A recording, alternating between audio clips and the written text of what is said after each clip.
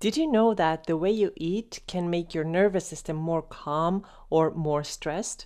And that if you eat in a way that calms the nervous system, you'll notice a really cool side effect that you totally didn't expect? Well, this is what we're going to talk about in today's podcast, so let's go. Today, we're going to talk about how to eat for your nervous system health so that you can feel more at ease, calm, relaxed, without massive crashes during the day, and so on. Yes, your nutrition has a lot to do with the health of your nervous system. And today I'm going to share with you 5 nutritional tips that help you to regulate your nervous system and make you feel better. In the second half of the podcast, I'm going to share with you a really cool side effect that you will see when you eat in a way that supports your nervous system. So here we go. The first point that is very important for your nervous system health is to increase your protein intake.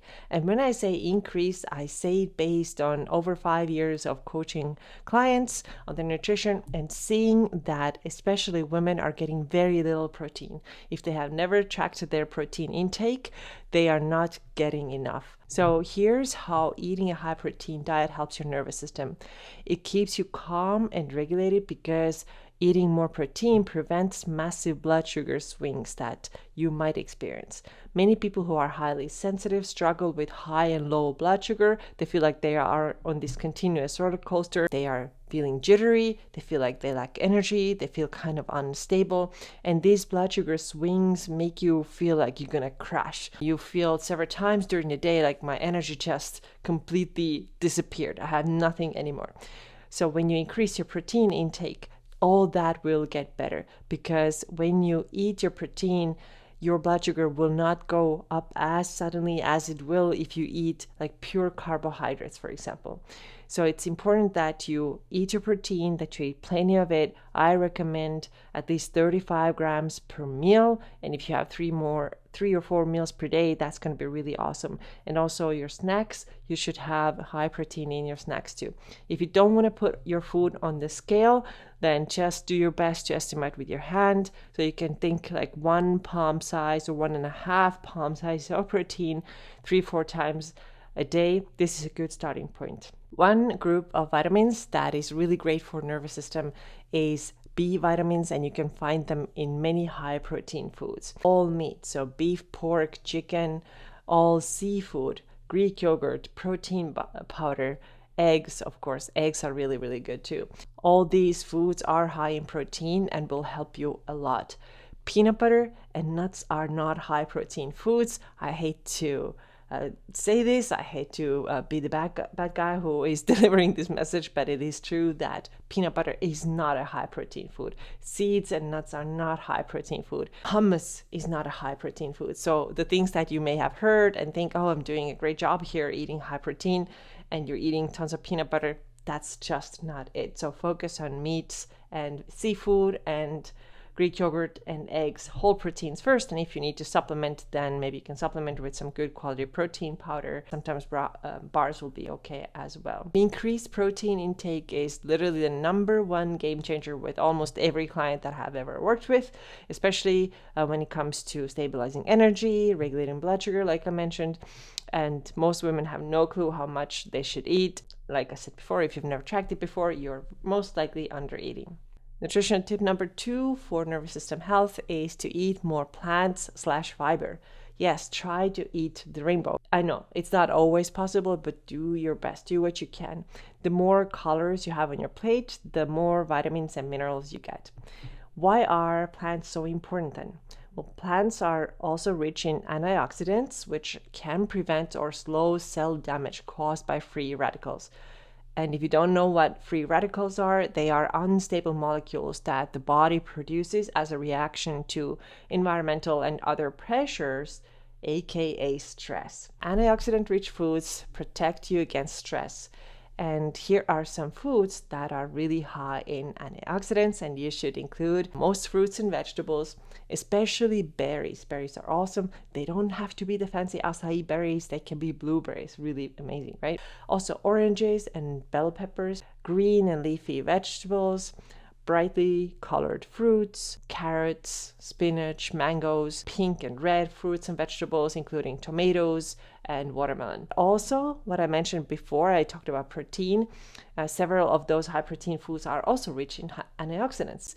Eggs and liver and dairy products, they are all high in protein as well as antioxidants, so definitely include them in your diet if you care about your nervous system. Number 3, nutritional tip for better nervous system is you have to eat breakfast, and coffee doesn't count. Coffee on an empty stomach increases cortisol, one of the main stress hormones, and the hormone that a lot of people who are more sensitive and have these chronic aches and pains and they don't feel good, they often have elevated levels of cortisol. Of course, we need cortisol. We absolutely do. We can't do life without cortisol, but we don't need to drink a cup of coffee and raise the cortisol unnecessarily in the morning. First thing in the morning, it's going to make you jittery, it makes you feel a lot of times anxious, and it's just doesn't feel good. A lot of people still do it because it's a habit, but really if you care about your nervous system health, please stop doing it. You have to eat something with your coffee. Eat a high protein breakfast. You can have some eggs, maybe some daily turkey or some chicken sausage, or maybe Greek yogurt together, with eggs, something that gives you a good boost of protein, and that will be much better for you than just drinking coffee on an empty stomach. Eat together with your coffee, or even better if you can eat before you drink your coffee. It is critically important that you eat something before you have coffee. Definitely keep that in mind if you care about the health of your nervous system. The next tip is to eat regularly instead of skipping meals. Again, eating regularly keeps your blood sugar more stable. And of course, we already know that we have to eat high protein foods, right? So when you eat high protein, we eat it regularly, we are less likely to crash. We are less likely to have these swings, highs and lows in energy. We are less likely to feel jittery and anxious. We are less likely to need something like a little pick-me-up in the afternoon, like, oh, I need some chocolate or I need more coffee. If you eat regularly, and that also means eating breakfast and then eating, let's say, every 4 hours or so, you are going to feel a lot better. Your nervous system is going to feel a lot better, and you start to notice how these crashes become less and less and less. You have energy, right? You don't need another piece of chocolate. You don't need another coffee. You don't need another energy drink, and so on. So eat regularly. And the last 5th tip is to eat like you care about yourself. This means you deserve more than just quickly shoving down whatever your kids left on their plates. I've been asked sometimes some quick on-the-go meal ideas, and my question back is always, why do you need to eat on the go like this all the time? Or why do you need to eat in your car all the time? Sometimes, sure, it does happen, but it shouldn't be all the time. We shouldn't be needing food ideas that we can eat in the car, rushing, driving, all anxious already. We really shouldn't be doing this. But make an effort to really sit down and eat and do it in a calm state. And that's also really good for your digestion, by the way, because if your digestion is not good, then before going and buying all the supplements on Amazon, it really is worthwhile to slow down and put your distractions away when you're eating. This is one big way of showing to yourself that you care about yourself. Now, as I promised, if you eat in ways that support your nervous system, it does have a pretty awesome side effect that you may have never thought about. And here it is. All the same things that I just mentioned also help you with your overall health and your body composition, which means losing body fat and gaining muscle mass. And here is how. The first thing we talked about was protein. Protein fills you up and it builds muscle. Your muscle needs protein, of course, together with strength training. You are fueling your muscles, so you are helping them build. And when your muscle mass is higher, it is much, much easier to reduce body fat too. When people ask me, what are some fat loss foods? Then you should know there's no such thing, but sometimes I jokingly say protein. Any protein is your fat loss food because it makes you feel full. It makes you feel very satiated, and you're much less likely to go and snack here and there, have some little extra things here and there, because protein really filled you up. Another thing, when sometimes people ask, what is a good appetite suppressant. I will never ever give anybody a pill or supplement to suppress their appetite. Never. I will only tell them to eat protein. That's the best thing, because like I just said, it fills you up and you're not going to feel hungry. You're not going to feel the need to snack all night long and, go back and forth between your living room and the kitchen cabinet to get some more stuff. The second way how the same tips apply when you want to have good health and also have better body composition is to eat more plants. They will increase your food volume and you just feel fuller when you eat them. Plants, fiber, they're also amazing for regulating your digestive health. They are really good at reducing PMS symptoms. I've seen this many times when we have increased people's fiber intake to 25 grams. They're like, oh yeah, I have a lot less period pain now. Plants, of course, help you to keep your digestion on track and more. You may need to cook your vegetables. Not everybody does super well with raw vegetables, and I mostly prefer them cooked as well. So find what works for you. But know that you probably have to eat more vegetables than you currently do. Sometimes people say, but I eat an apple a day, or I have a salad every day. And the salad is like a tiny little side salad, like a couple of spinach leaves, on their plate. But that's not going to cut it. You're going to need a lot more. The next tip is eating breakfast. We talked about that and how that will help you with your body fat loss. If this is your goal, is that it actually makes you hormonally healthier.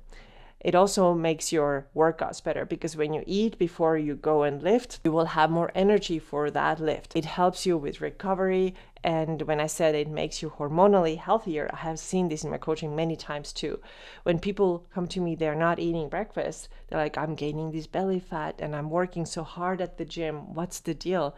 Well, the deal is that if you don't eat breakfast and if you only have coffee, like I mentioned before, you're going to have your cortisol shoot up like this. And high cortisol levels are associated with belly fat gain.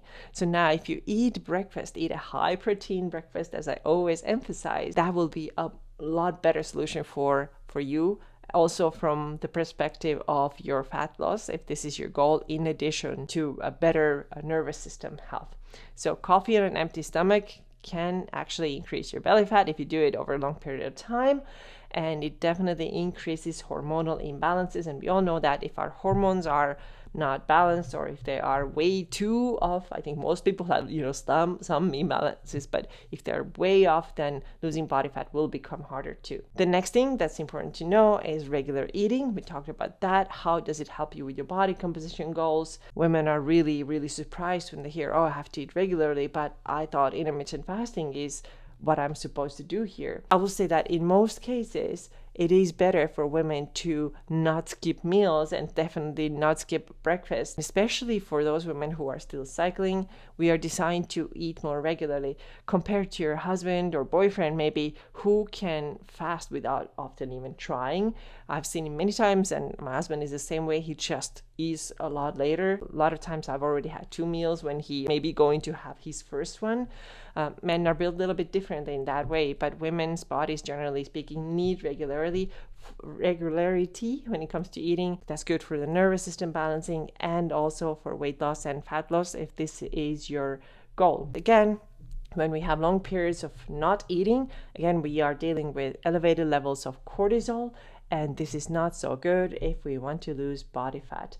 And another thing that I have seen is that when people are fasting, especially women are fasting, they tend to have a lot more irritability, and then also more frequent headaches is another thing that I've seen. So pay attention to these things if you're fasting and you're experiencing this stuff. Maybe you should start eating breakfast in the morning. All right, and the last point I mentioned, eat like you care about yourself.